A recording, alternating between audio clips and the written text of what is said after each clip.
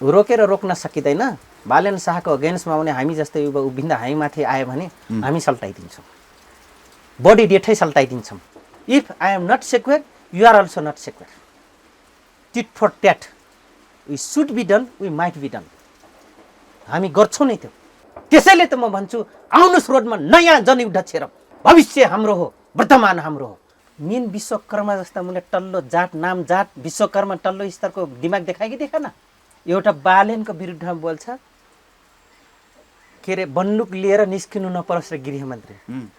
यस्ता मुले टल्लो स्तर मुले प्रचण्डलाई गाइडलाइन गर्ने व्यक्ति समेत सेक्युर छैन निरौलाजी। उसको यहाँ पिउसो नकली वाइसेलहरू नकली जनसेना पनि सेक्युर छैनन्। चलेन्द्र शमशेर जबरा श्रीमानको एउटै गल्ती हो, 5वटा दलको गठबन्धन गरेर आउनुहोस् भनेर जो प्रधानमन्त्री बनाउनु भयो नि, त्यो नै चलेन्द्रको काल हुन पुग्यो। उनी माकुराको आमा बने। माकुरा जुन दिन बच्चा जन्माउँछ त्यो दिन उसको काल सुरु हुन्छ। उनलाई महाअभियोग नलगाएको भए ललिता निवासदेखि लिएर सबै जेल जानु पर्थ्यो भ्रष्टाचार केसमा। बाबुराम भट्टराई, माधव कुमार नेपाल, झलनाथ, प्रचण्ड, शेरबहादुर देउवा, विलिन निधि, जनताको जनमतलाई तपाईँको कुल्चेर एउटा जाब न्यायाधीशसँग भिख मागे प्रधानमन्त्री राज्य सत्ता चलाउनको लागि। एउटा जनताले दिएको अधिकार चुनावी प्रक्रियामा जानुपर्ने त्यो पनि आलम्बन गर्न सकेनन् भने यी नलायकहरू हुन्। त्यस सबै कुरा अदालतले गर्छ भने यो मूल्य खातेहरू के काम? यस्ता नलायक भेजाहरू टल्लो स्तरका नेता, खाते स्तरका नेता के काम? 9 अर्ब रुपियाँ जनताको ऋण थोपारेर किन हामी जानु उसमा चुनावमा जानु? आफै कानुन बनाउँछन्, आफै बलात्कार गर्छन्, आफै जन्माउँछन्। हुर्केको छोरीमाथि र्याल कार्न जुन प्रवृत्ति हुन्छ, त्यही 10 वर्ष जनयुद्ध गर्नेहरू आज न्यायपालिका र कार्यपालिकामा राम्रा मान्छे आउँछन्, राम्रा छवि भएका मान्छे आउँछन्। देश उभोगतिमा जान्छ, समृद्धि होला, सम्पन्न होला, देश गुन्जाइस नरहला अथवा एउटा सिस्टममा जान्छ देश भनेर न्याय नमर्ला भनेर हामी लागेका होइनौँ। सबै जनताले ल लोकतन्त्रै ठिक छ, राजालाई पनि हटाऊ, राजालाई मान्ने प्रजातन्त्रवादीलाई पनि हटाऊ भनेर आज यत्रो ठुलो रक्तपात भएकै हो त। फेरि पनि त्यो बावजुद पनि नसुधिर्दा त्यही मान्छे पञ्चायतमा छ, न्यायपालिकाभित्र त्यही मान्छे गणतन्त्र प्रजातन्त्रभित्र छ, लोकतन्त्रभित्र छ। त्यही नेता पञ्चायतकालीनमा छ, त्यही नेता लोकतन्त्र र प्रजातन्त्र गणतन्त्रमा छ। अनि हामी कहाँको लोकतन्त्रको परिकल्पना गरौँ? नागरिकताको विधेयक अन्तर्गत महाभियोग नलगाए पनि राष्ट्रपतिलाई राजीनामा दिने बाध्य बनाउँछन्। बाध्य बनाइसकेपछि कार्यवाहक राष्ट्रपति को बन्छ? नन्दकिशोर पुन। महामहिम नन्दकिशोर पुन बन्दाखेरि यिनीहरू नागरिकता पास गर्ने छन् विधेयक। अहिले त त्यता पो गएको छ त हेर्नुहोस्। न्यायपालिका पेन्डुलम बनाइदिन्छन्। महान्यायवक्ता कार्यालय एउटा सामान्य कार्यकर्ता महान्यायवक्ता बन्दछ, जसले कानुनको विज्ञता प्राप्त गरेको हुँदैन, त्यो बोल्न सक्दैन। प्रधान न्यायाधीश तपाईँको महाभियोग लागेर बसेको छ, कार्यवाहक न्यायाधीशले केही काम गर्न सक्दैन। नागरिकता विधेयक इन्डियन उसमा चाहिँ पुरा हुन्छ। कमी कमजोरीमा प्रचण्डको आत्मसमीक्षा क्षमता क्षमा गर्न लायक छैन, केपी ओलीको छैन, शेरबहादुर देउवाको छैन, नेपाली कांग्रेस एमाले माओवादी राप्रपाको पनि छैन, कसैको छैन क्षमा गर्न लायक प्रवृत्ति, चरित्र, वर्ग चरित्र। देशलाई आफ्नो दलाल आमालाई बेचेर रेप गर म हेरिराख्छु, मसँग पैसा आछ भन्ने हैसियतका नलेज भएका मूल्य कोही पनि अक्षम्य छैनन्। निरौलाजी सबलाई सजाय दिन लायक छन् यिनीहरू नेताहरू। यो नेपाली जनताको कमी कमजोरी हो। नेपाली जनताले आइँदा यस्ता नेता नपठाउन्, यस्ता छोरा मुरा नजन्माउन्। मेरो अनुरोध हो यहाँका तमाम आमा बुवालाई कि 10 वर्ष जनयुद्ध गर्ने पार्टीले यति नलायक, यति दलाल बन्छ जो दलाल ऊ बनेन, दरबार बनेन। बाबुराम कस्तो व्यक्ति? लाछी, लचारी, बेसिया, चोर, डाका, अपराधी दुइटै। अपराधको कागज मिलाउनको लागि गठबन्धन भएको हो। अनि नेपाली जनता भोट गर्ने नेपाली जनता अपराधी होइनन्, अब त नेपाली जनता पनि अपराधी हुन्। लवणजी स्वागत छ लाग्दा टिभीमा। हजुर नमस्कार, धन्यवाद। कुराकानीको सुरु गरौँ। अहिलेकै चर्चाको विषय प्रधान न्यायाधीश सुरेन्द्र शमशेर जबराले जुन बयान आकर्षित रूपमा दिइरहेछन्, अरूभन्दा तगडा भएर दिइरहेछन्। हजुर हजुर। उसलाई टेन्सनको कुनै कुरा छैन, उनले त अरूलाई आरोप लगाउन थालिसकेका छन् र दोहोऱ्याउन थालेका छन्। हजुर। जबरा वास्ता कस्ता व्यक्ति हुन्? के हुँदैछ अहिले? हिजोको बयान अब आज पनि भइरहेको हुन्छ। यो समष्टिमा के हुँदैछ? जबरालाई कसले के गरेका थिए? यो बिचमा कसरी जबरा प्रस्तुत भइरहेका छन्? अब एक त उनी यहाँको रैथाने र राणाखलक भएको कारणले गर्दाखेरि पछिल्लो कालमा राज्य प्रणालीमा जोडेर आएका व्यक्तिको उनको राम कहानी सजिलै आँकडा गर्ने विषयहरू हुन् र उनको जागिरको कुरा गर्दाखेरि उनी निकै धेरै ठाउँमा भनौँ न इन्भल्भमेन्ट भएका र आफ्नो ब्युरोक्रेसीभित्र अनुभव प्राप्त पात्र हुन्, व्यक्ति हुन्। 2000 तपाईको यतै 26 तिर 25 तिरको एसएलसी रहेछ। हाम्रो उनको चर्चा चाहिँ मेरो स्कुल, किन हामी एउटै स्कुलको स्टुडेन्ट हो र उनको चर्चा हामीले हाम्रो टिचर गुरुहरूले भन्नुहुन्थ्यो फलानी यो भयो भनेर। त्यस कारणले त्यो रह्यो, त्यो खैर छोडिदिउँ। अहिले उनको क्रियाकलापकै कुरा गरौँ, बयानकै होइन, उनमाथि अभिव्यक्ति यत्रो ठुलो आरोप लगाइसकेपछि म उनको पक्षपोषण त होइन, तर यत्रो ठुलो गल्ती राजनीतिकले गर्दै जाँदाखेरि र ब्युरोक्रेसीलाई गलत इम्प्लिमेन्ट गर्दाखेरि तिमीहरूको जहिले पनि हामी दास बन्ने, जनतालाई पनि गधा भेडा एउटा सामान्य जनावर सरह गर्ने अथवा लाटा बनाउने, भोट राइट लिएर फेरि आफू राज्य दोहन गर्दाखेरि र ब्युरोक्रेसीले जहिले पनि दुधको साक्षी बिरालो र कागज तोड मटोड गर्ने यिनीहरूको प्रवृत्तिको कारणले गर्दाखेरि जबरा अहिले उनलाई त्यसको जवाफी कारबाही गरेका हुन्। उनले जबरालाई गरे, विभिन्न दलका नेताहरू भने जबराले अब महाभियोग लाग्दा पनि उनले जवाफी फर्काउँदैछन् त, जवाफ फर्काउँदैछन् नि, डरो फर्काउँदै, डरै छैन, एकदम धाकका साथ बोलिरहेछन्। हो, यो प्रसङ्ग म तपाईँले भन्छु 20वटा प्रश्न मध्येमा 18वटा प्रश्न मध्येमा उहाँले 4वटा प्रश्नको जवाफ दिनुभयो। अब अझै 14वटा प्रश्न बाँकी छ, तर 14वटा प्रश्नको जवाफ दिन्जेलसम्म मैले के आकार गरेछु भने कतै यहाँका राजनीतिक दलहरू नाङ्गिन्छन्। म त्यो आकारमा सातो उडिसको नेताहरूको अब उड्छ, अझै उड्दै जान्छ र धेरैजना नाङ्गै हुन्छन्। नाङ्गिने मात्र होइन, म कतै भन्छु चप्पलले पिटाइ खुवाउने र हाम्रो पनि राजनीतिक भविष्य चाहिँ राखिदिनुहोस् है अग्रजहरू। तपाईँहरूको कारणले गर्दा नयाँ आउने नेतामाथि उसै पनि यहाँहरूको गलत क्रियाकलापको कारणले गर्दाखेरि जनताले नेता यस्तै त हुन्, फटा हुन्छन्, चोर हुन्छन्, डाका हुन्छन्, लुच्चा हुन्छन्, अपराधी हुन्छन् भन्ने जनता मनमा मानस छ। हेर्नुहोस् है, सबैमा छ यो कुरा। किनभने विगत 10 वर्ष जनयुद्धले पनि हामी विध्वंस गरेर निर्माण गऱ्यौँ, त्यो कुराले पनि कोड गरिरहेछौँ। चोलेन्द्र शमशेर जबराले त्यो कुरालाई चाहिँ एकाध सचिवहरू, एकाध भ्रष्टाचारी तिमीहरूकोमा सिग्नेचर गरे, तिमीहरूको अपराधमा सहकार्य गरे, कागज टोरमटोर गरे, जनतालाई भ्रम गरे, तर म चाहिँ गर्दिनँ भन्ने आफूलाई त्यो अडानमा राख्न खोजेको आभास हुन्छ। हेर्नुहोस्, उहाँले 4वटा प्रश्नको जवाब दिन्जेलसम्म। अनि म तपाईँले कहाँबाट सञ्चालित भयो, जबराले किन फिडब्याक लिए भन्ने प्रसङ्ग यहाँको प्रश्न जो रह्यो, त्यो के हो त भन्दाखेरि उनी काहीँ न काहीँ रोयल फ्यामिली र तपाईँको अन्तर्राष्ट्रिय उसमा जोडिएका र प्रहरी भन्छु सैनिक प्रशासनसँग जोडिएका पात्र हुन्।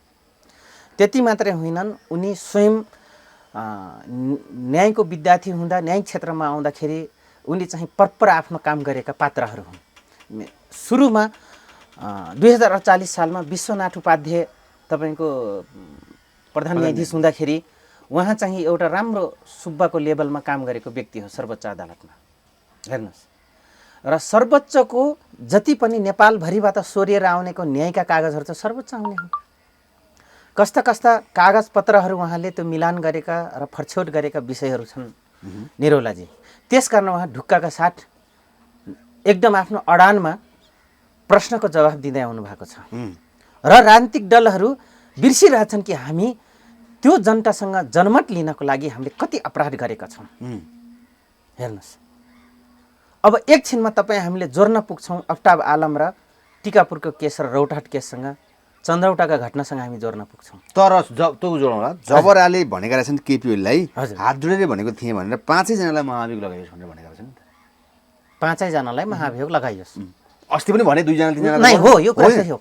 उसमा पनि आएको थियो 5जनालाई महाभियोग लाउनुहोस्, त्यसपछि तपाईँहरूको को कहाँ छन्, कुन धराटालमा छन्, कुन पानीको गहिराइमा छन् उहाँले भन्नुभएको छ। तर 5वटा महाभियोग किन लगाएनन् अब म तपाईँले भन्छु। त्यो 5 मध्येमा 5जना तपाईँको अभियोग लगाएको भए म तपाईँले भन्छु 5जना कुन कुन पात्र कुन कुन लेगिसीको थिए जो उनले कोड गर्दै थिए कि न्यायाधीशहरू। हेर्नुहोस्, तर अन्तिमसम्म यिनले सबैले पछार्न सक्ने सम्भावना आइरहेछ है। नै पछार्न सक्छन्, किन भन्दाखेरि म तपाईँले भनौँ चोलेन्द्र शमशेर जबरालाई महाअभियोग नलगाएको भए केपी ओली बिचैमा 79 नआउँदै 78मा या यही 79 को मध्यकालमा 6 महिना क्रस नगर्दै तपाईँको चुनावी प्रक्रियामा जानुपर्थ्यो। एक, उनलाई महाअभियोग नलगाएको भए ललिता निवासदेखि लिएर सबै जेल जानुपर्थ्यो भ्रष्टाचार केसमा। बाबुराम भट्टराई, माधव कुमार नेपाल, झलनाथ, प्रचण्ड, शेरबहादुर देउवा, विलिन निधि, अर्थमन्त्रीहरू धेरै जो पार्टीका भने अधिकांश अर्थमन्त्रीहरू तपाईँको जेल जान्थे। तर यिनीहरूले एउटा बदमासी के गरे भने चोलेन्द्र यो कुरामा चुक्नु भएको छ श्रीमान, परमादेशबाट शेरबहादुर देउवालाई प्रधानमन्त्री बनाएपछि कस्तो मजाले मिलेर हेर्नुहोस् तपाईँको महाभियोग लगाए। म त महाभियोग यति मात्र होइन भन्छु, महाअभियोग अब 2048 शासनभार समातेका सबैमाथि आधा यिनका सम्पत्ति जफत गर्ने कानुन ल्याउनुपर्छ। परमादेशबाट एउटा प्रधानमन्त्री मूल्य जनताको जनमत लट्याएर जनताको जनमतलाई तपाईँको कुल्चेर एउटा जब न्यायाधीशसँग भिख मागे प्रधानमन्त्री राज्य सत्ता चलाउनको लागि एउटा जनताले दिएको अधिकार चुनावी प्रक्रियामा जानुपर्ने त्यो पनि आलम्बन गर्न सकेनन् भने यी नलायकहरू हुन्। त्यस कारणले गर्दाखेरि यिनलाई म भन्छु यिनका सम्पत्तिदेखि यिनीमाथि अभियोग लाएर तुरुन्त जेल या यिनलाई श्रम कैद गर्नुपर्छ सबैजनालाई। दोस्रो कुरो, अब आइँदा त्यसो भए सबै कुरा अदालतले गर्छ भने यो मूल्य खातेहरू के काम? यस्ता नलायक भेजाहरू तल्लो स्तरका नेता, खाते स्तरका नेता के काम? 9 अर्ब रुपियाँ जनताको ऋण थोपारेर किन हामी जानु उसमा चुनावमा जानु? प्रदेशमा, स्थानीयमा, सङ्घमा, राष्ट्रिय सभामा किन जाने हामी बेकार? एउटा न्यायाधीशले प्रधानमन्त्री राज्य सञ्चालनको लागि तपाईँको फलाने प्रधानमन्त्री ढिस्काने प्रधानमन्त्री ढिस्काने चाहिँ गृहमन्त्री भन्न सक्छ भने, एउटा चोलेन्द्रको उसमा आएर गर्न सक्छ भने हामी किन यिनलाई जन्म दिने? महाभियोग मात्र होइन, यिनका सम्पत्ति शुद्धिकरणमा देखि लिएर सबै त यिनले हाल्नुपर्छ। के हेरेर बस्या न्यायाधीशहरू? चोलेन्द्रले अब सबैको भित्री पेट बुझेका छन्, मजाले बुझेका छन्, उनलाई जम्मै थाहा छ। सबैको भत्ता समान हुनसक्छ। अहिले जनयुद्धको केसदेखि लिएर अडान लिएको हुन् चोलेन्द्रले। अन्तर्राष्ट्रिय एजेन्सीले यिनलाई गलत अराउँदाखेरि तपाईँको, किनभने आयोग र सर्वोच्च एक अर्का कार्यप्रणाली र न्यायपालिकाको एक अर्काको परिपूरक हेर्नुहोस्। प्रजातन्त्रभित्र एक अर्काको परिपूरक भएको कारणले न्यायपालिका र कार्यपालिका न्यायपालिकालाई डाउन गर्यो भने चाहिँ हाम्रो अभिष्ट पुरा हुन्छ भनेर विदेशी शक्तिले पनि त्यो गर्न खोज्दाखेरिको यो डिसब्यालेन्स हुन पुगेको हेर्नुहोस्। यो मैले 3 करोड जनतालाई मेसेजिङ गर्न खोजेको हो। तर चोलेन्द्र शमशेरले पनि त अत्याचार गरेका छन् भनेर यो कुरा आइरहेको छ नि। उनले त अनावश्यक मन्त्री नियुक्ति गर्ने, अनावश्यक आफ्ना भाइ भारदारहरूलाई चाहिँ नियुक्ति गर्ने, सम्पत्ति अरबौं कुम्ल्याउने, सम्पत्तिका नाममा 3 करोड जनताको, यहाँ सुन्नुहोस् न, 3 करोड जनताको मत दिएर राज्य सञ्चालन गर्न दिएछ यो मूल्य नलायक भेजाहरूलाई। ती नलायक भेजाले चाहिँ परमादेशबाट तपाईँको सरकार बनाउनको लागि, आफू कमजोर हुत्याएर हुनको लागि र जनताको अभिमत नजानको लागि पार्लियामेन्ट डिजलभन्दा पनि सरकार गठन गर्न नसकेर तपाईँको सानो दलदेखि लिएर प्रजातान्त्रिक या वामपन्थीलाई मिलाएर सरकार गठन गर्न नसक्दाखेरि यिनलाई अनि भागभन्दा खोज्दैनन्। शरण त यिनी परेको हुन्छ चोलेन्द्रको उसमा हेर्नु। अनि उनले ल त्यसो भए मेरो फलाने मान्छेलाई मन्त्री बनाइदियो, मन्त्री बनाइदिएपछि म तिम्रो गरिदिन्छु। जब उनले मन्त्री बनाउँदासम्म यिनले जब त्यो कागजी मिलान गर्न नसक्दाखेरि यिनी माथिलाई पटचुट गरेका होइनन् र हामीले थाहा पाए छैनौँ र।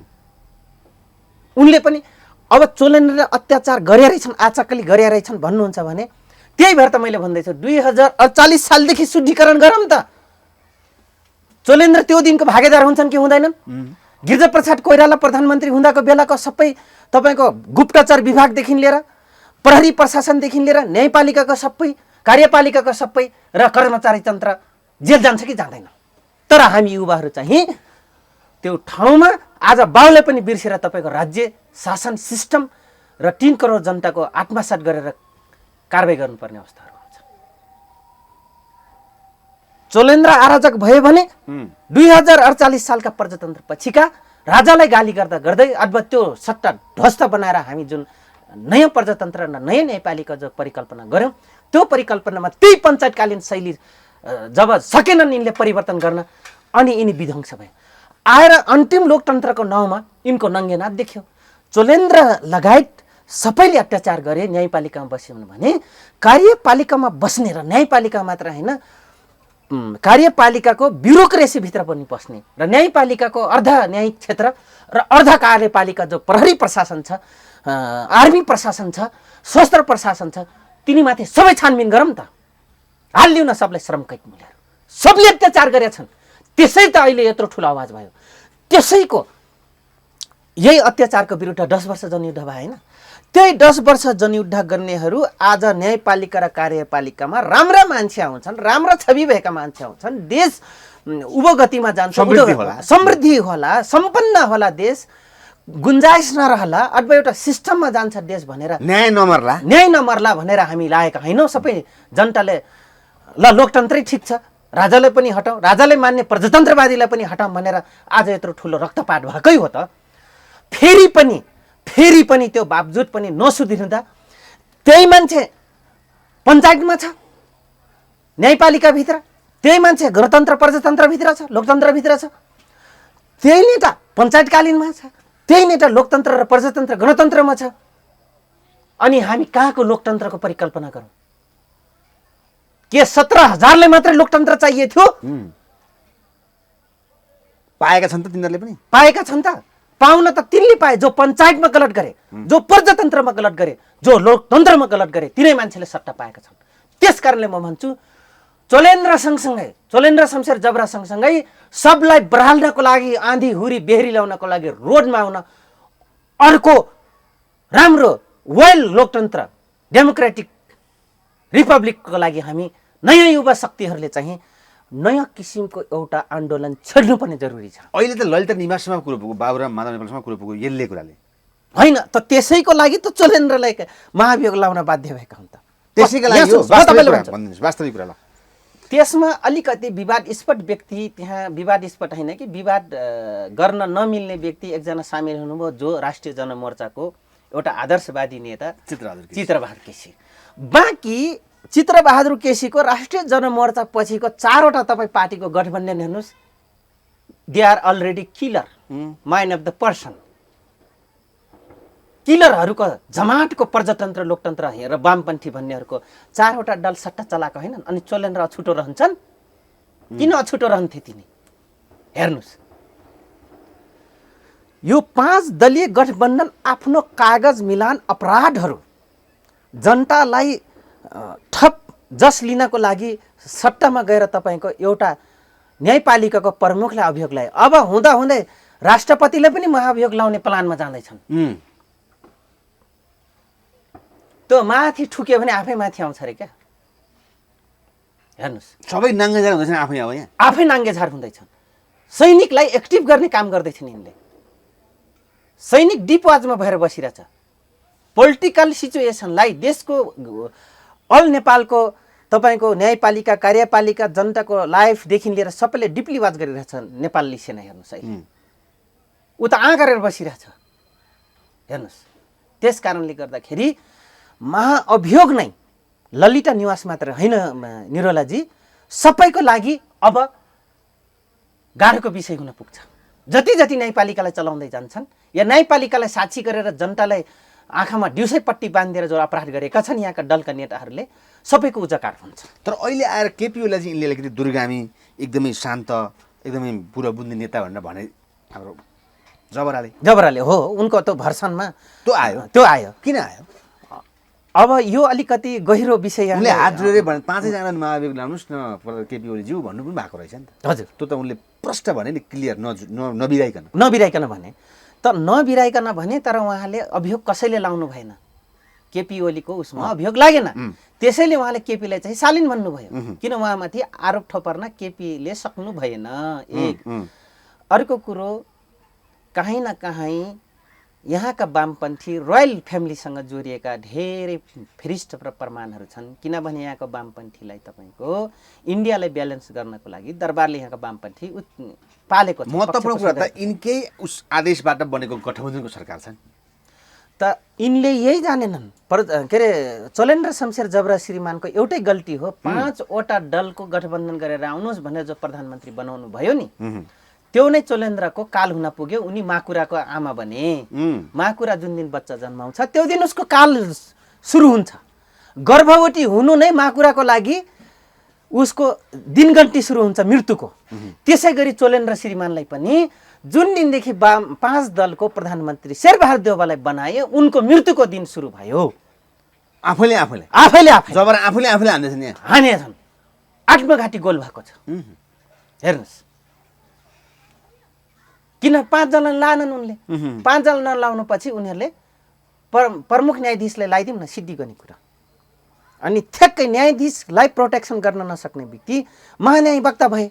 महान्यायवक्ता भएको एउटा तपाईँको पार्टीको सामान्य पिउसो जान्छ, सामान्य तपाईँको सामान्यतया नलेज भएको व्यक्ति जान्छ त्यहाँ महान्यायवक्ता कार्यालयमा, महान्यायवक्ता हुन। अथवा जुन विषयको स्पेसलिस्ट हो त्यो विषयको व्यक्ति त्यहाँ जाँदैन, उसले प्रधान न्यायाधीशको फिडब्याक लिन सक्दैन। हेर्नुहोस्, अनि यो किसिमको कार्यपालिका के अरे न्यायपालिका भएपछि प्रधान न्यायाधीशले महाभियोग नबेहोरे कसले बेहोर्छ निरौलाजी? किन चुके त त्यसो जबरा यस्तो अवस्थामा?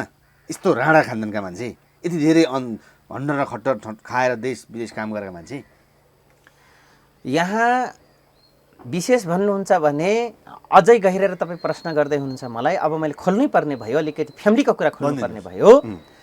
तपाईँको चोलेन्द्र शमशेर जबरा र अर्जु देउवाको बिचमा एउटा टकराव, पारिवारिक विरासतीय टकराव।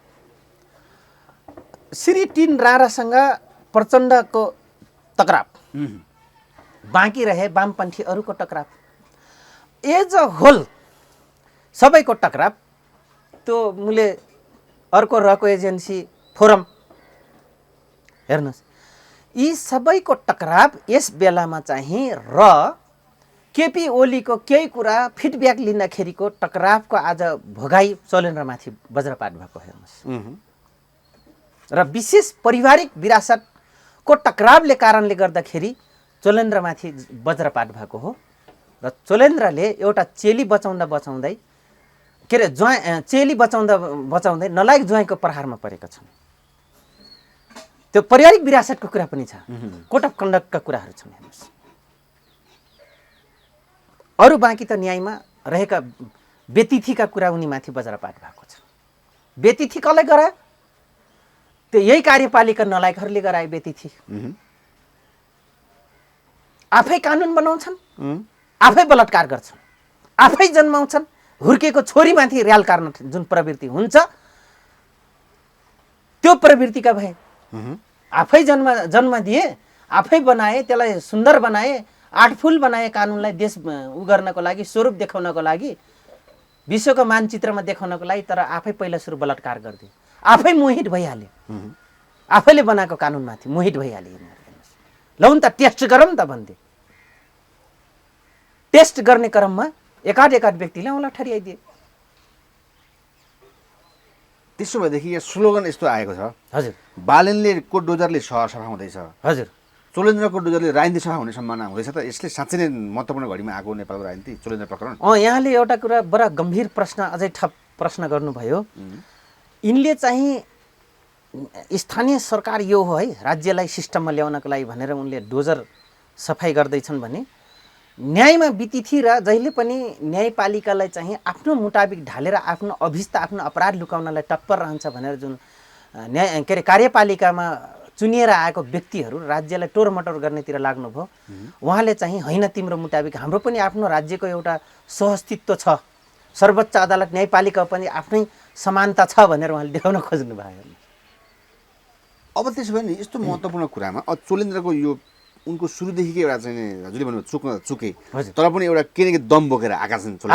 हजुर, उहाँको अभिव्यक्तिले नै देखिसक्यो, सारा संसार नेपालीले थाहा भइसक्यो। हजुर, तरङ्ग कहाँ पुग्दैछ राजनीतिकदेखिका नेताका भित्र तरङ्ग यिनले के गर्न सक्छ? तरङ्ग धेरै ठाउँ जान्छ।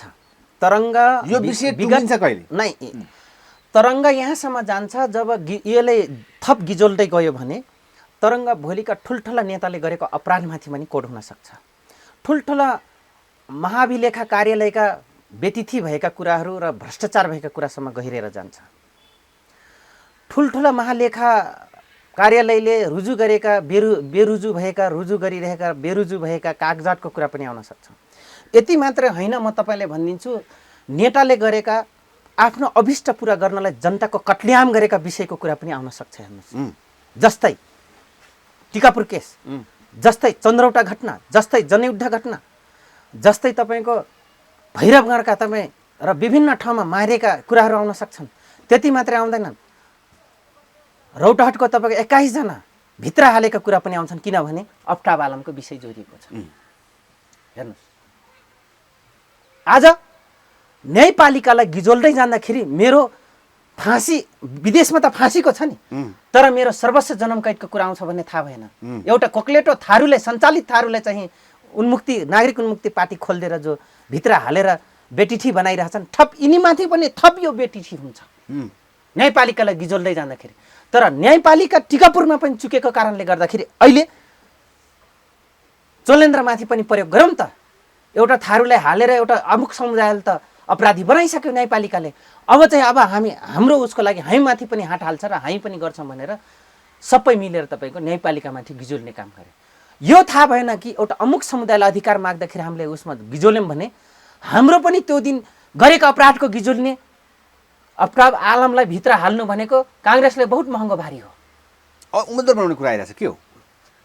त्यसो भए पर्ने उम्मेदवार जो बनाए नि त, मैले अघि भने आफै जन्माएर आफै सुन्दर मोहित छोरी देखेर बलात्कार जुन गर्ने प्रवृत्ति गरे नि, आफै बनाएर अर्कोलाई चाहिँ तैँले यो गरिस्, हात लाइस्, आँखा लाइस् भनेर कसैमाथि जेल चलान गरे र आफू चाहिँ त्यहीको शिकार गर्न पुगे र त्यसैले शिकारी भएर बसे।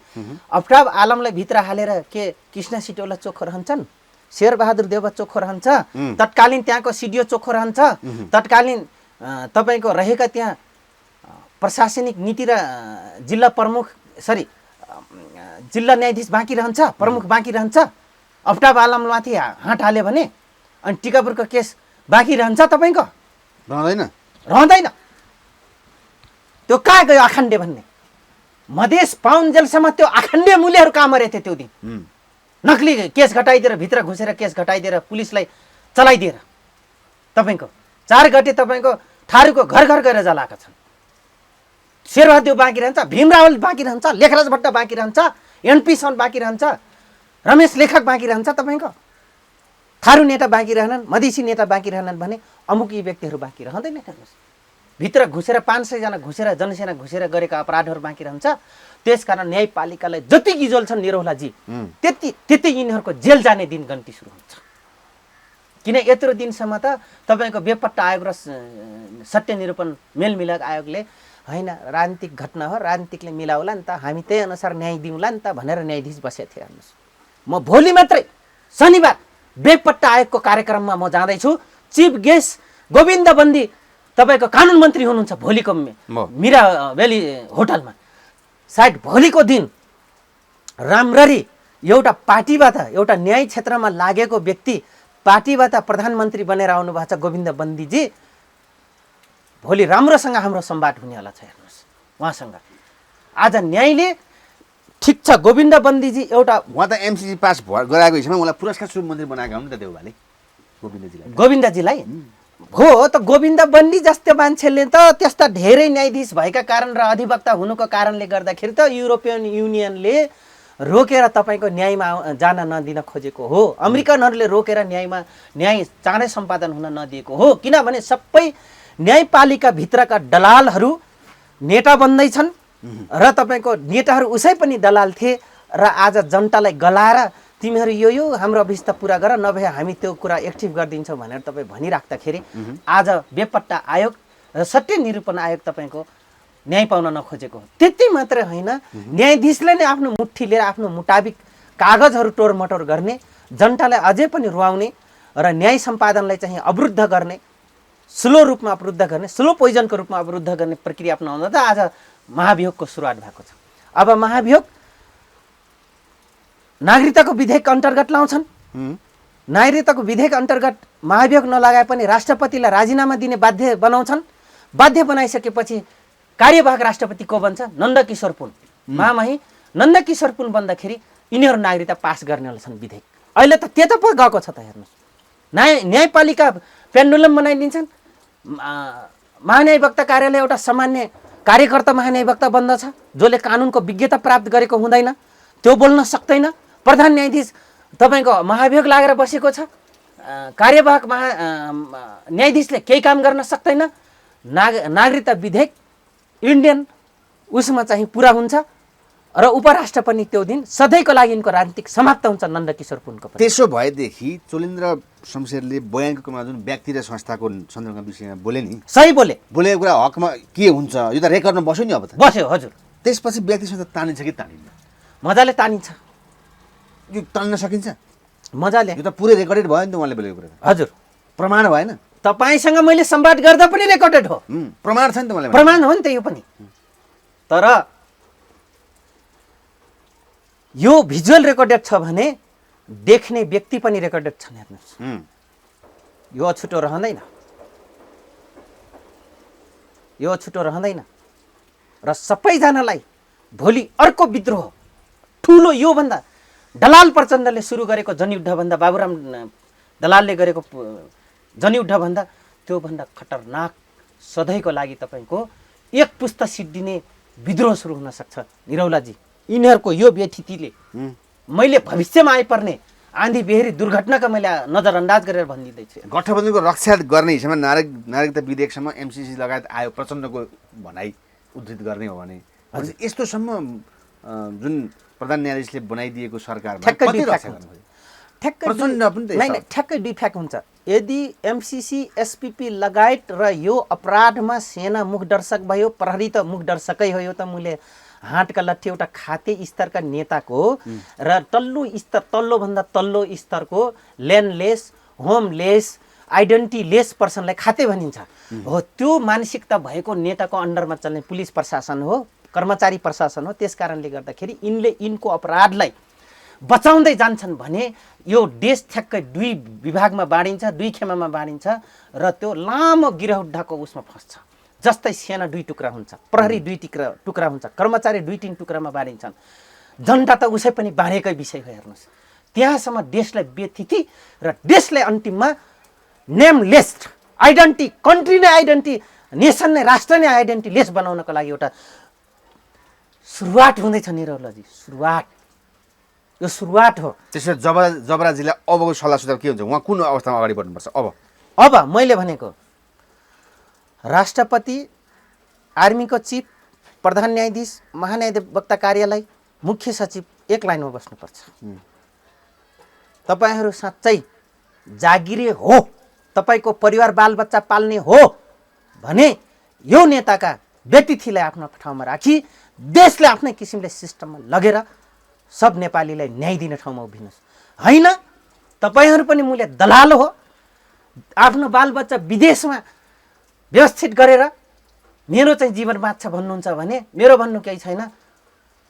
तपाईँको बच्चाले थुक्का बुढा यो देशमा ल्याएर हाम्रो होमलेस बनाइस्, आइडेन्टिटीलेस बनाइस् भनेर नातिले यो खाते बुढालाई डोकोमा हालेर भिरमा फाल्दियो भन्ने चाहिँ दिन आओस्। जसरी सिक्किमी जनताले गाली गर्दैछन् लेन्डुप जोगेललाई गाली गर्दैछन्, त्यसो अवस्था नहोस्।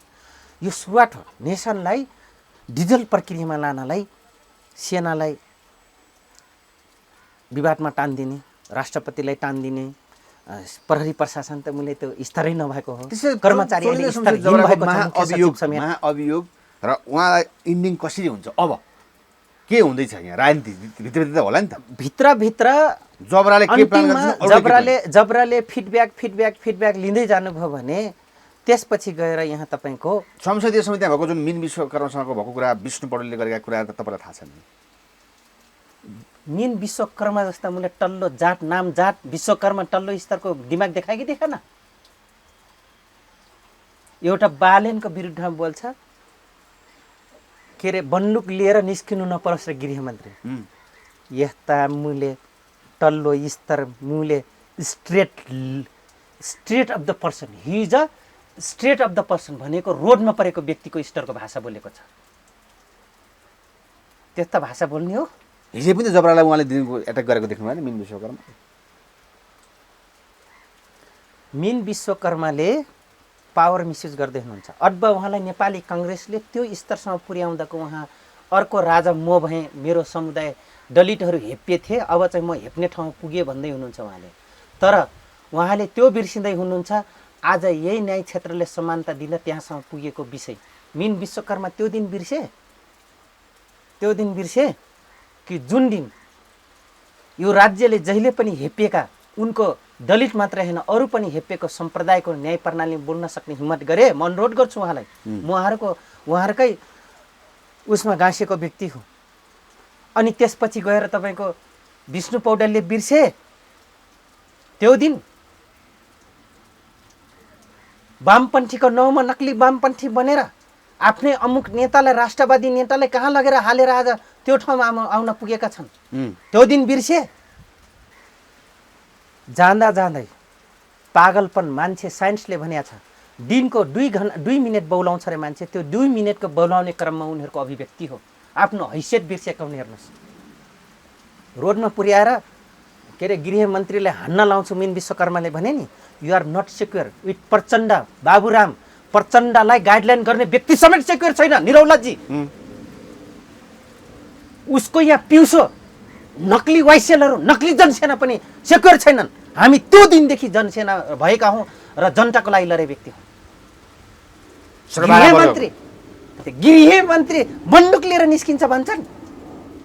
3 नम्बर गेटबाट बाहिर निस्केर 2टा प्रहरीले सक्छ। त्यो व्यक्ति हो हामी। यो देशका निम्ति 500 एउटा बटालियन घेरा हान्दा सल्टाइदिएको हामीले हेर्नुहोस्। प्रचण्ड अहिले भन्दैछन् एमालेले आत्मसमीक्षा नगरेसम्म कुनै हालतमा सहकारी हुँदैन। प्रचण्ड त्यो लेभलमा पुगिसक्यो। एमालेले आत्मसमीक्षा गर्नु पर्यो प्रचण्डका अगाडि होइन। आत्मसमीक्षा त विगतका कमी विगतको कमी कमजोरीमा प्रचण्डको आत्मसमीक्षा क्षमता के अरे क्षमा गर्न लायक छैन। केपी ओलीको छैन, शेरबहादुर देउवाको छैन, नेपाली कांग्रेस एमाले माओवादी राप्रपाको पनि छैन। कसैको छैन क्षमा गर्न लायक प्रवृत्ति, चरित्र, वर्ग चरित्र। देशलाई आफ्नो दलाल आमालाई बेचेर रेप गर म हेरिराख्छु मसँग पैसा आछ भन्ने हैसियतका नलेज भएका मूल्य कोही पनि अक्षम्य छैनन्। निरौलाजी सबलाई सजाय दिन लायक छन् यिनीहरू नेताहरू। यो नेपाली जनताको कमी कमजोरी हो। नेपाली जनताले आइँदा यस्ता नेता नपठाउन्, यस्ता छोरा मुरा नजन्माउन्। मेरो अनुरोध हो यहाँका तमाम आमा बुवालाई। हेर्नुहोस् कोही पनि क्षमा गर्न लायक छैन। प्रचण्ड उनलाई मात्रै भन्छ तिम्रो के हो त गतिविधि, तिमी त झन अछामिएका पात्र हौ। यो कहिले पनि नेपाली जनताले आशा गरेको थिएन कि 10 वर्ष जनयुद्ध गर्ने पार्टीले यति नलायक यति दलाल बन्छ। जो दलाल ऊ बनेन, दरबार बनेन, त्यसपछिको दलाल सबै बने। आज दलाल नबन्नुको पात्र जेठो छोरो। मैले फेरि राजतन्त्रले उगासेको होइन, तर महेन्द्र राजा दलाल नबन्नुका कारण जेठो छोरो वीरेन्द्र गुमाउन पुग्यो। दलाल को भने जो प्रजातन्त्रको नाउँमा सेना थिए, नेपाली सेना, साई सेना भनेर बसेका थिए, तिनी दलाल बनेनन्। दरबार उद्देश्यमा राष्ट्रवादी एउटा वामपन्थी नेतालाई नराइनीमा लगेर फाल्नलाई दलाल बनेनन्। 10,000 के अरे 17,000 जनता मारेर छोराछोरी मारेर ल्याएको लोकतन्त्र गणतन्त्रलाई आज दलाल बनेनन् मूल्यहरू। अब अहिले बाबुराम प्रचण्ड हेर्नुहोस् त, पहिला आरोप प्रत्यारोप गरेपछि अहिले घाँटी जोडिरहेछन्। अहिले घाँटी जोडिरहेछन्। यिनको मालिक यिनको दलाल एक ठाउँमा आऊ भने किन चुटाई एक्लै भने त चुटाई खान्छन् बाटा बाटामा। 3 अरब खाएको भनेर बाबुरामले भन्दा भन्दै अहिले आएर केही नभनिकन सँगै बस्नु बाबुराम कस्तो भेटी? लाछी, लचारी, बेसिया, चोर, डाँका, अपराधी दुइटै। शेरबहादुर पनि रोमी अपरेसन चलाउने। अहिले कस्तो मिले कागज मिलान गर्ने क्रममा एकै ठाउँमा आएन। अपराधको कागज मिलाउनको लागि गठबन्धनमा गएको।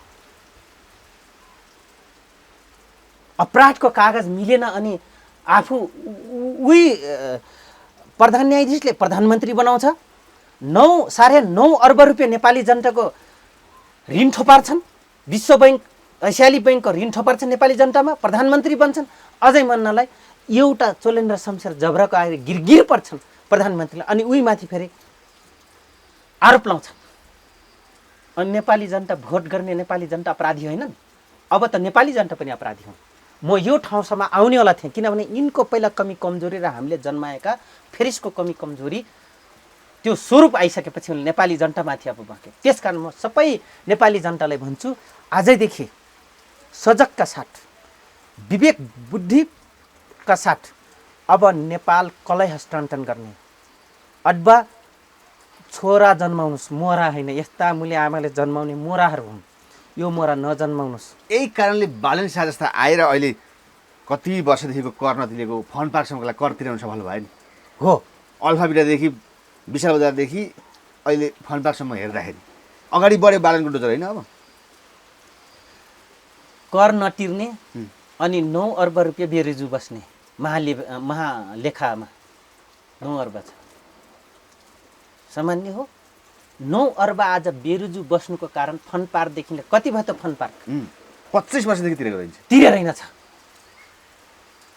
अनि यसलाई म भन्छु ठेउके मूल्य माओवादी वाइसिएल भन्नेहरू आजदेखि विचार गर साँच्चै जनयुद्धको हिमायती होस् भने 25 वर्ष नतिर्ने भिरकुटी मण्डपको फन पार्कलाई ल्याएर आरआर क्याम्पस र उसको अगाडि कारबाही जनकारबाही गर त आज सक्छस् दीपशिखा सक्दैनस् तर म विद्रोही हो त्यो पार्टीबाट निस्क्यो हो हाम्रो अगाडि अवस्था हामी सल्टाइदिन्छौँ सेना र प्रहरी नौटङ्की हेर्ने बनाइदिन्छौँ सल्टाइदिन्छौँ 9 अर्ब रुपियाँ बेरुजु गर्नु भनेको राज्यमा बस्ने आजको दिनसम्म कसले गर्यो सबलाई जसरी शिवपुरी ब्यारेकमा हाम्रो अगाडि हाम्रा साथीहरूलाई जिउँदै पुर्याउने डोजरले बोरामा बाँधेर रारा टालदेखि लिएर कोशी ब्यारेजमा लाएर जसरी फालिदियो नि हामी फाल्नलाई तयारी छौँ बालेन शाह जाँदाखेरि डन जस्तो भने अल्फा बिटाका मालिकले आखिर जाँइ त राजनीति लुकेको हुँदो रहेछ फन पार्कसम्म आउँदाखेरि अल्फा बिटाको मालिक त आफै डन हो शिक्षामा मेरा पनि धेरै मान्छे त्यस्तै लाइनमा छन् उहाँहरूले क्रिटिसाइज गर्नुभएको छ उसको बारेमा हाम्रा धेरै मान्छे छन् त्यो लाइनमा यत्रो ठुल्ठुलो इन्स्टिच्युट चलाएका हेर्नुहोस् म उहाँको शिक्षा क्रान्तिको चाहिँ सराहना गर्छु अल्फा बिटा जस्तै धेरै इन्स्टिच्युटले यो देशलाई उज्यालोतिर लग्नु भएको छ उहाँहरूको कामप्रति विमति होइन तर त्यो प्रवृत्ति र टिक्रम विक्रम जुन यहाँले एउटा नलायक नेतालाई समातेर शिक्षालाई गिजोल्ने काम गर्नुभयो अग्रज नगिजोल्नु होला तपाईँ एउटा बुद्धिजीवी सेक्टरको मान्छे हो तपाईँ शिक्षामा डनको प्रवृत्ति देखाउनु भयो त अर्को मूर्ख डन बनेर निस्क्यो भनेपछि अब महानगर बालेन शाहको ठुला करदातामा पर्यो होइन अब हजुर यो राम्रो सङ्केत हो बादलले भनेको थियो कुनै दिन हामी बिस्तारै ठुलो माछा फेला पार्छौँ सकेन त्यसको सिटै ढराप पर्यो हाम्रो कमरेडको बादल कमरेडको तर बालेनले एउटा ठुला माछा कसरी हात हाल्यो अहिले भर्खरै समाचार आयो कि विद्युत 11 सङ्घ संस्थाबाट मात्रै 50 करोड कर उठ्न बाँकी भन्ने देखियो महानगरमा हजुर विद्युत प्राधिकरणकै 15 करोड बाँकी प्राधिकरणको नाममा भर्खरै महानगरले काट्यो पत्र बालेन शाहबाट यो काम हुँदैछ हेर्नुहोस् अपराध कहाँ लुकेको छ राज्य स्वयं अपराधको हिमायती हो डन हो एउटा नियमपूर्वक शासन चल्नलाई मूले एउटा त्यो घिसिङ फिसिङ दुनियाँलाई खुब हिरो बनाएर बसेको थिएँ नि मलाई त पहिल्यै थाहा थियो मैले त कुनै मिडियामा भनेको छु अहिले हाई हाई छ घिसिङ भोलि बाई बाई हुन्छ विचार गर्नुहोस् किनभने म पनि सामान्य त्यहाँ ब्युरोक्रेसी चलाएको मान्छे हो त्यसैमा रन गरेर आएको व्यक्ति हो त आज 15 करोड रुपियाँ देश चल्नलाई बेरुजु राख्नलाई नेपाल सरकारका एउटा निकाय पनि कति अपराधी रहेछ भन्ने कुरो त देख्यो नि त आयो नि त न्युज त्यसकारण मैले भने जसरी शिवपुरी ब्यारेकमा विद्रोह गरेको नाउँमा राजु बस्नेत र विवेक शाहले जिउँदै गारे नि शिवपुरी ब्यारेकमा तपाईँको स्टाफ कलेजमा त्यसरी म भन्छु न्यायपालिका भित्रका अपराधीहरू कार्यपालिकाको अपराधीहरू पुलिस प्रशासन आर्मी के अरे सशस्त्र ब्युरोक्रेसी भित्रका कर्मचारी तपाईँको लोकल स्थानीय चुनावमा सबले लगेर कि श्रम कैद गरौँ नभए गार्दिङ धेरै जसो अर्ध सरकारी रहेछ नि त बढी कर नतिर्ने अहिलेसम्म हजुर किनभने त्यो अर्ध सरकारीहरू कर नतिर्नलाई त्यहाँका कर्मचारीले नै आफू भट्टा खानलाई अपराध गर्नलाई चाहिँ तपाईँको त्यस्तो बनाएको हुन्छ एउटा जब स्वतन्त्र मेयरले ठुलो माछा मार्छ अनि भन्छ गृहमन्त्री बादलले ठुला माछा हामी मार्छौँ किन मार्न सकेन अब यहाँनिर अहम प्रश्न यहाँले क्या राम्रो टपिक्समा ल्याइदिनु भयो एउटा गृहमन्त्री बादलले ठुलो माछा मार्न सक्दैन जब एउटा नगरको स्वतन्त्र एउटा मेयरले ठुलो माछा मार्दछ जहाँ इच्छा त्यहाँ उपाय इच्छा हुनुपर्ने रहेछ नि त स्वच्छता हुनु राम्रो रहेछ नि त होइन र बालेन शाह त्यसो भएदेखि अब रोक्न सक्दैन कसैले रोकेर रोक्न सकिँदैन बालेन शाहको अगेन्स्टमा आउने हामी जस्तै उभिन्दा हामी माथि आयो भने हामी सल्टाइदिन्छौँ बडी डेटै सल्टाइदिन्छौँ सेना प्रहरी केही गर्न सक्दैन किन तिनको मालिकले पनि हामी लिस्टमा राखेका छौँ कसले कुन गतिविधिमा कति कार्यकालमा सेनाको बजेट कति थियो, कहाँ कहाँ निर्माण भयो, कहाँ कहाँ भएन। हामी यतिकै बसेछौँ, लाहानु चौधरी यतिकै बसे छैन। तिम्रा पछाडि हाम्रा मान्छे छन्, तिम्रो सेनाभित्र हाम्रो मान्छे छन्, प्रहरीभित्र हाम्रा मान्छे छन्, तिमीसँगै छ। तिम्रो दिनचर्याको रिपोर्टिङ हुँदैछ र हामी नेपाली जनतालाई रिपोर्ट गर्दैछौँ। You are not secure. If I am not secure, you are also not secure. Tit for tat. We should be done, we might be done. हामी गर्छौँ नै त्यो, हामी गर्न तयारी छौँ, गर्न सक्छौँ हामी। किनभने हामी माथि तपाईँहरूले रोडन दिनुभएको छ। हामी तपाईँहरूको निम्ति तपाईँको एउटा जाबो परिवार नेता बनाउनलाई हाम्रो मान्छे गुमेका छन्। हाम्रो बुवा आमालाई पाल्ने हाम्रो ऊ गुमेको छ। अस्तित्व लुट्नु भएको छ तपाईँहरू। कसलाई लुट्न लाउनु भएको छ? विदेशी दलालका दलाल भनेर लुट्नु भएको छ। त्यसै कारण हामी क्षमा गर्दैनौँ। अझै म भन्छु, बेपत्ता आयोग र सत्य निरूपणको कुनै पनि क्षमा गर्न लायक छैन। महानगर यस्तो कुरूप भइसकेको रहेछ भन्दा यो होर्डिङ बोर्डदेखि लिएर सारा पुग्यो बालेको नजर क्या अहिले। हजुर, होर्डिङ बोर्डको पनि ठुलो प्रदूषण छ नि होइन? हजुर, त्यो हटाउनु भयो पुरै। त्यहाँ पनि त भित्रभित्रै हुन्छ। यहाँ सुन्नुहोस्, पैसाकै कुरा हुन्छ त्यहाँ। तपाईँको होर्डिङ बोर्ड राख्नु जरुरी छैन। किन? मान्छे एउटा सामान्य व्यक्तिको हातमा मोबाइल छ, विज्ञापन हुँदैन? होर्डिङ बोर्ड राख्नु जरुरी छ। यो जमाना होर्डिङ बोर्डको होइन। यो जमाना होर्डिङ बोर्डको होइन, डिजिटल होर्डिङ बोर्डको जमाना हो। तर त्यसलाई रेहरूले असर गर्छ। विभिन्न ट्युमर र क्यान्सरको बिरामीलाई ठप ऊर्जा हुन्छ। त्यसलाई चाहिँ सामान्यतया 500 मिटर या 200 मिटरको आसपासमा घर नहुने ठाउँमा होर्डिङ बोर्ड राख्नुपर्छ। निरौलाजी, मैले मेरो फ्याक्ट्री खोल्दाखेरि मैले विश्वको तपाईँको वातावरणीय सम्बन्धी मैले कानुनको किताब 3 टा 5 वटा किताब छ मसँग, मैले हेरेको छु। प्रदूषण भने के हो? डिजिटल प्रदूषण के हो? तपाईँको एउटा फायर प्रदूषण के हो? एउटा व्यक्तिले बोल्दाको प्रदूषण के हो? भोइस प्रदूषण के हो? मैले कानुन पढेको छु, त्यो हेर्नुहोस्। त्यस कारणले यो प्रदूषण हो, महानगरले यो हटाउनु पर्छ। एउटा डिजिटल विज्ञापन राख्नलाई तपाईँको 500 मिटर 400 अधिकतम 2-3 मिटर वरपर घर बनेको हुन्न। त्यहाँ डिजिटल उहरू तपाईँको राख्नुपर्छ। जस्तै ठुल्ठुला भिजुअलहरू टिभीहरू राखेर जुन विज्ञापन दिइरहेछन्, यो कुरा खै नगरवासीले खोजेको, खै चेतना भएको। अनि म हाकिम सेक्टर अफिसर, म फलाने विषयमा डक्टरेट गरेको, यहाँ त डक्टर गरिस् मैले। हामीलाई थाहा छैन प्रदूषणको मामला के हो नगरभित्र। मैले एकछिनलाई बोल्दैछु तपाईँसँग ठुलो स्वरमा। मेरो वरपर छिमेकलाई कुनै कुरामा ध्वनि प्रदूषण हुँदैछ कि छैन भने मैले सचेत हुनुपर्छ तपाईँसँग बोल्दाखेरि।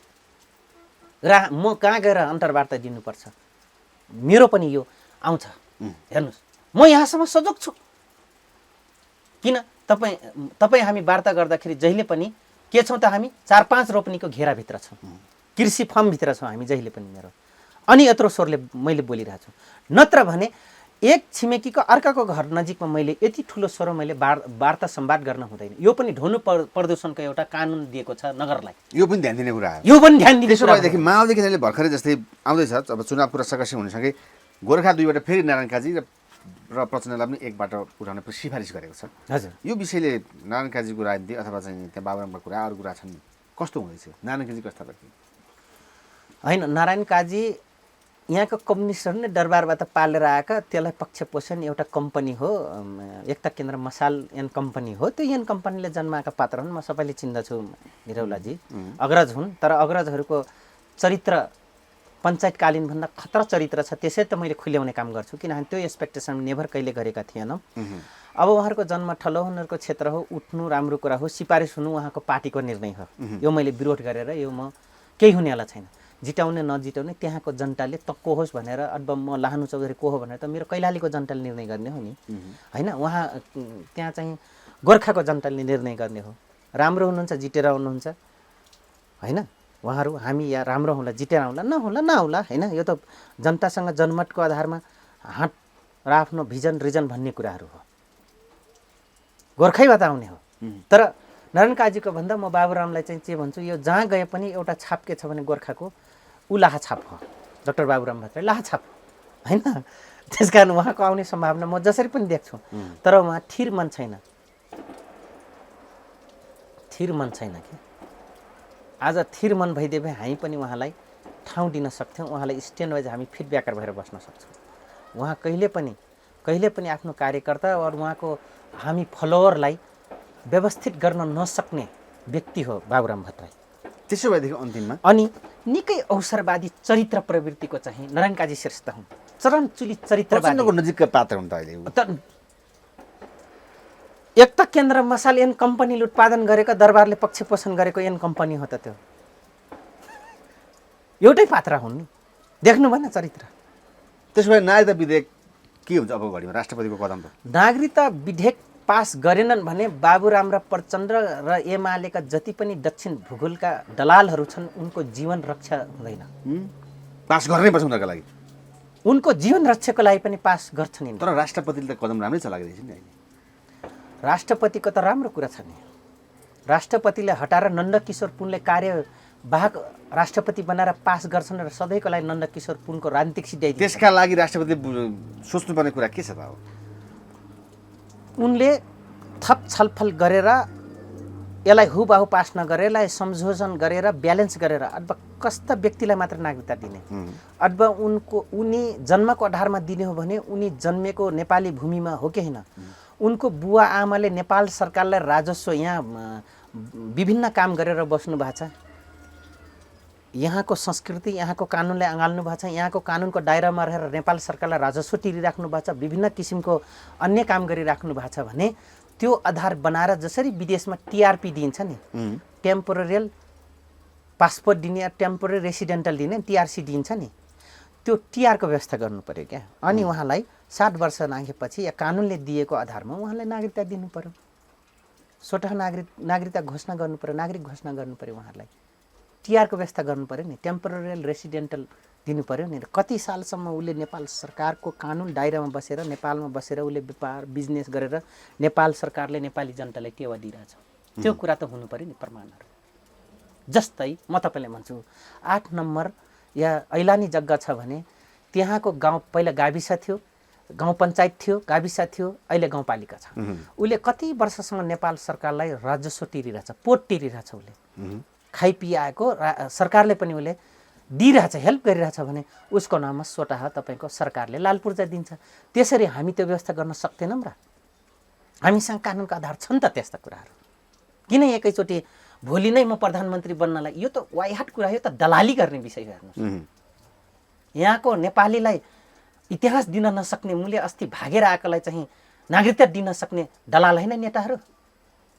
तिनका सबभन्दा खतम त तिनका सल्लाहकार नलाग्छन्, हेर्नुहोस् नक्ली सल्लाहकारहरू छन्, सोकल सल्लाहकारहरू छन्। यहाँका पढे लेखे भनाउँदाहरू ठुला मिडियामा गएर कराउने र उनका सफाइ दिने, पार्टीको जजमेन्ट गर्दै सफाइ दिन जानेहरू नलाग्छन्। यिनी त झन् हाम्रो गहिरो नजरमा परेका छन्। त्यसो भएदेखि चोरेन्द्र शमशेरको विशेष प्रकरणमा यो बहस कुरा गर्दाखेरि हजुर भाइको नाममा आफैले लिएको ऋण खुलासामा चाहिँ उसले स्वीकार्यो चोरेन्द्रले। फेरि भनेपछि चोरेन्द्रमा पनि केही कुछ छ, समस्यामा छन्। समस्यामा त यहाँको सबै समस्या, प्रभु शमशेर जवारसँगको कुरा नै सबैसँग समस्या छ। समस्या यहाँका गभर्नर, एउटा सामान्य व्यक्ति गभर्नर बन्छ त्यो समस्या होइन। एउटा जागिर खाछ, नेपाल सरकारको मुख्य सचिव बनेछ, राजनीतिकतिर दलाली गरेर युनियन पनि गठन गरेछ, युवराज खतिवटा समस्या होइन। यहाँको नेता समस्या हुन्, यहाँका नालायक समाजसेवी भनौँदाहरू समस्या हुन्, यहाँका नालायक बुद्धिजीवीहरू समस्या हुन्, यहाँको प्रहरी प्रशासन अफसरहरू सबै समस्या हुन्, यहाँको सशस्त्र ब्यारेकका अपराधीहरू ठेक्कपट्ट एउटा सामान्य कर्मचारीले सिपाहीले भनिदियो कि भ्रष्टाचार भएको छ, त्यसलाई कारवाही गर्ने त्यो तुरुन्तै म त भन्छु फुली खोसेर अपराधीलाई श्रम कैद गरिदिनुपर्छ, सशस्त्रकालाई, सेनाकालाई, प्रहरीकालाई। यी सबै समस्या हुन्, यहाँका न्यायपालिका मात्र समस्या होइन निरौलाजी। त्यसैले त म भन्छु आउनुहोस् रोडमा नयाँ जनयुद्ध छेरौँ, तेस्रो जनआन्दोलनको लागि तयारी गर्नुहोस्। डिजिटल युगका युवाहरू, भविष्य हाम्रो हो, वर्तमान हाम्रो हो, भूत पनि हाम्रो थियो। हेर्नुहोस् यी सबै समस्या चोलेन्द्र मात्र। तर चोलेन्द्रको त दाजु भाइ बहिनी श्रीमती सबैसँग यो भित्री कथा भयो क्या। जस्तै यो जग्गाकै कुरा पनि ठमिल नभएको कुरा, 3 करोड प्राइमबाट लोन लिएको भन्ने रहेछ, कसको ऋण के, यो त एकदमै सिरी 3हरूको यो पहिला मात्रै सिरी 5 मा गयो समस्या, अहिले सिरी 6 हरूमा समस्या गयो। मैले भन्दैछु त श्री 3, श्री 5 र नयाँ श्री 6हरूको समस्याले गर्दा तपाईँ हामी समस्यामा छौँ के। यो राष्ट्र जहिले पनि बिरामी छ, जहिले पनि बेटिठीमा छ यो देश। हामी श्री 3लाई फाल्यौँ, श्री 5 अर्को जन्मायो, श्री 5ले फाल्यौँ, श्री 6 जन्माउनको समस्या हो। अब नजन्म श्री 5 6 के अरे श्री 6, श्री 5, श्री 3लाई सधैँको लागि विदाई गरौँ। यस्ता मानसिकता वर्ग चरित्र भएका व्यक्तिलाई श्री 7को जन्म गरौँ। हस् लडजी, समयलाई धेरै धन्यवाद। हस्, नमस्कार, धन्यवाद।